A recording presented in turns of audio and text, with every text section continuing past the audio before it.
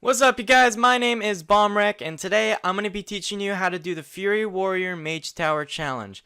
Now, this challenge is probably one of the hardest challenges that you can do in this game, so I want to be as descriptive as possible for you guys so that you can get this appearance by the end of the expansion. So, without further ado, let's just get right into it. So before we get into the fight, I'm just going to go over my talents. I'm using War Machine, so whenever I kill something, I get a haste boost. Shockwave, it will stun everything in a cone in front of me. I got Wrecking Ball, which your attacks have a chance to boost your Whirlwind. And Fury Strike, where whenever you charge at something, your Bloodthirst increases the healing by 300. And then, of course, I got the 3 last talents as the standard talents that Fury Warriors should be going for. So in terms of legendaries, I got the Vertebrae, the Waste legendary, and I also got the Pride's Necklace legendary, which gives you a bubble shield, basically. For food, I'm using the Azuri Salads, which boosts your haste up by a little bit, and the Defiled Augment Ruin, which of course boosts your strength up by just a little bit.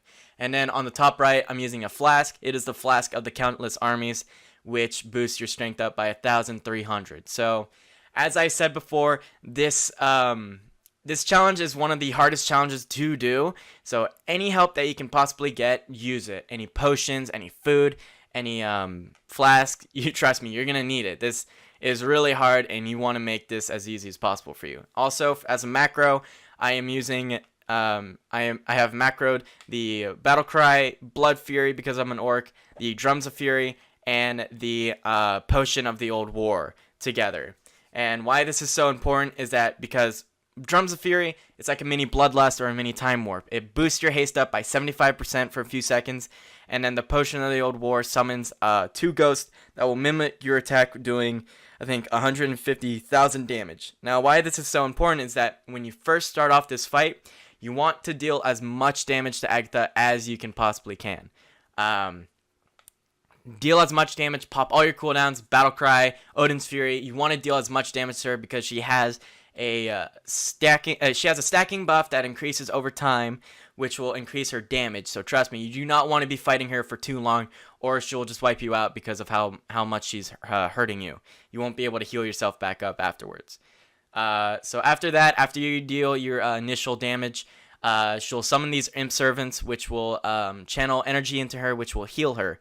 So what I like to do is that I'll charge the first imp, get that initial boost of rage so I can get my rampage, deal as much damage, take them out easily. Then the next one, I run over to them. I use my fear ability, which will cancel that the channeling effect. Start attacking him. He'll focus on you for about 5 seconds and then go back to channeling. But by the time he goes back into channeling, he should be either close to dying, if not dead already. So, but you want to save your pummel for Agatha when she uses her Dark Fury. Make sure that she does not have a shield. Make sure that there's no Imp Servants or Umbral Imps up before you use pummel, or it's not going to work. So, after the Imp Servants, after about a couple seconds, she'll summon these 3 groups of Imps. Now, I'm going to list these by the least important to most important. The least important, but keep in mind, you want to take out these imps as soon as possible. Agatha is it's an ads challenge. You want to focus on the ads more than you want to focus on Agatha herself. Any excess damage that you can do to her, you should do it, but you should be saving your Battle Cry and your Odin's Fury for those imps alone. You want to take them out as soon as possible because they will fuck you up if you don't take care of them. So the least important imp is the Fuming Imp. It'll charge up an ability, and if you allow it to charge up and use its ability, it will explode, leaving a moderate-sized AoE damage circle, which it will not disappear, and it does a lot of damage as well as reduce your movement speed. So you want to make sure that they do not blow up in an area that you're going to be fighting Agatha, or it's going to make your life a lot harder.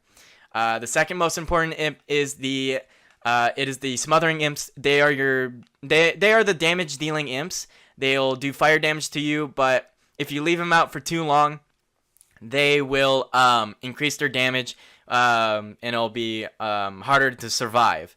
I say these are they are less important than the Umbral Imps because you can allow a few seconds for them to be up before you need to kill them. The most important imp that you should be killing as soon as you like humanly possibly can is the Umbral Imps. They prevent damage, any damage from taken from Agatha, so you want to make sure that they die as soon as you can so that you can start dealing damage to Agatha once again.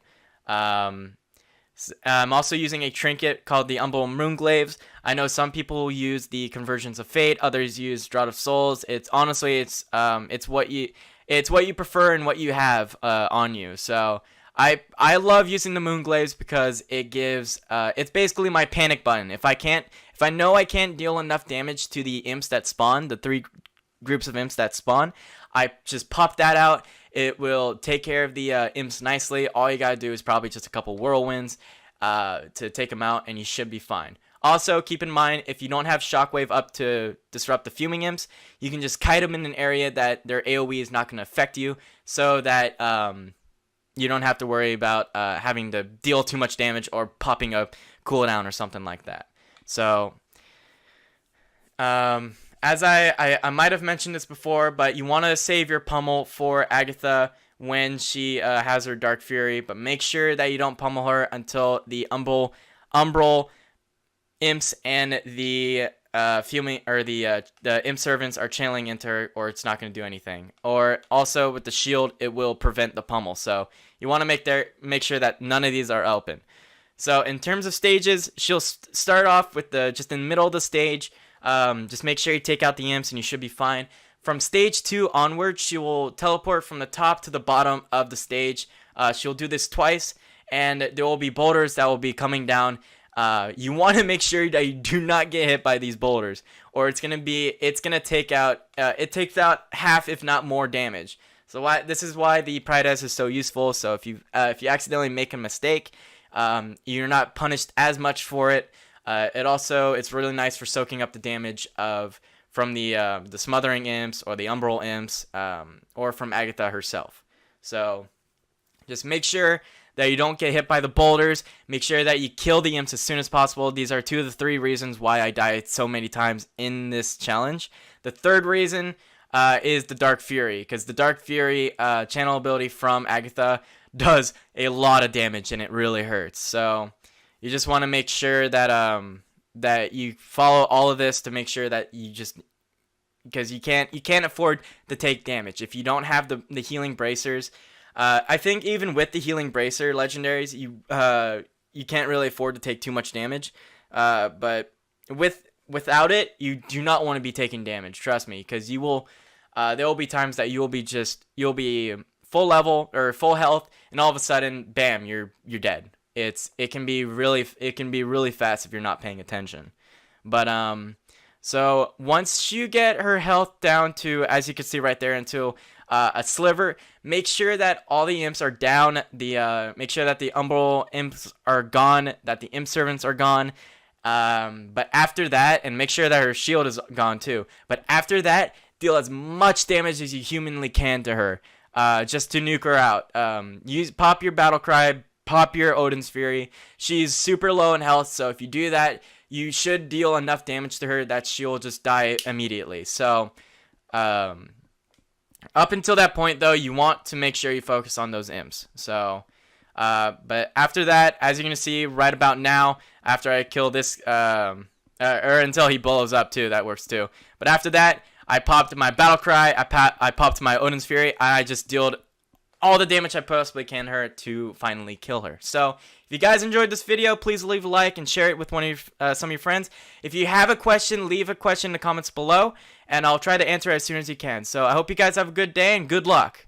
When you lift your head up to the sky, take a deeper breath and give it time. You can walk the path among the lines, but always know that you'll be safe. I'll be here throughout your days. Come find me and we will play.